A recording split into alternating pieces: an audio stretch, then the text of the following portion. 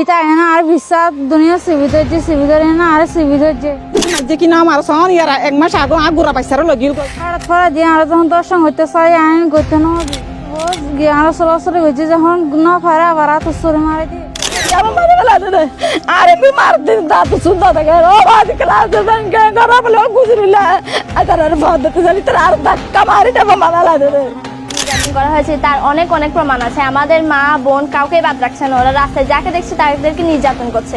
Even আমার friend, আমার classmate, junior, senior অনেককে নির্যাতন করা হয়েছে, যার কারণে তারা স্কুল আসতে ভয় পাচ্ছে, তাদের মা বাবা তাদের স্কুল আসা বন্ধ করে দিচ্ছে। শুধু মেয়েরা না, ছেলেরাও, যে কোনো বয়সের ছেলেরাও, স্পেশালি স্কুলে যারা ছেলে আছে তারা স্কুল আসতে ভয় পাচ্ছে। তাদেরও চাই প্রশাসন এই ব্যাপারে যে কোনো একটা পদক্ষেপ নিক, তাদেরকে ক্রসফায়ার করা হোক, না হলে আমাদের এলাকা থেকে তাড়িয়ে দেওয়া হোক। ছেলেরা যাতে এরকম যার হবো হোক ছেলে মেয়ে, আমার একটা অনুরোধ থাকবে তাদের কাছে। এক ভয়ানক সময় পার করছে কক্সবাজারের রামুর প্রত্যন্ত অঞ্চল ৫ নং ওয়ার্ডের কম্বোনিয়ার মানুষ। বৃষ্টির রাতে প্রতিটি ঘরের নারী পুরুষ সময় পার করছেন সারা রাত না ঘুমিয়ে। রামুর খুনিয়া পালংয়ের মান্নান ডাকাত নিহত হওয়ার আগে এই এলাকায় প্রায় শতাধিক নারী ধর্ষণের শিকার হয়েছে এই কুখ্যাত মথন গ্রুপের ৬ জন পুরুষ ডাকাতের হাতে।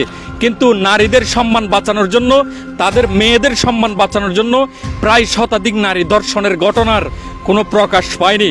কিন্তু সর্বশেষ ২৯ তারিখ স্থানীয় এক তরুণীকে ধর্ষণ করতে আসলে এলাকাবাসী, বিক্ষুব্ধ এলাকাবাসী প্রায় ২০-২৫ বছরের নির্যাতন থেকে মুক্ত হওয়ার জন্য এই ডাকাত মান্নানকে নির্মমভাবে কুপিয়ে হত্যা করে। কিন্তু এক ডাকাতকে খুন করার পরে এই এলাকার প্রায় ৬০০ পরিবারের যতগুলো তরুণী মা বোন আছে তারা এখন আতঙ্কে আছে। যে কোনো সময় তাদেরকে আগে ধর্ষণ করা হবে, তারপরে খুন করা হবে।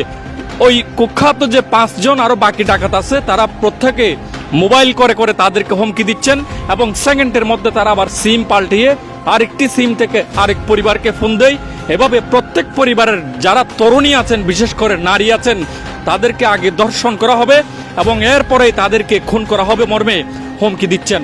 এখন এই এলাকার যতগুলো তরুণী এবং মা বোনেরা আছেন এবং এলাকার বৃদ্ধ পুরুষ নারী ৬০০ পরিবারের প্রায় ৬,০০০ ভোটার এখানে অনিরাপত্তায় ভুগছেন। এই দীর্ঘ লাইনে দাঁড়ানো কিছু মানুষের সাথে আমরা কথা বলে জানার চেষ্টা করি তারা ঠিক এই মুহূর্তে কি ধরনের অনিরাপত্তায় ভুগছেন।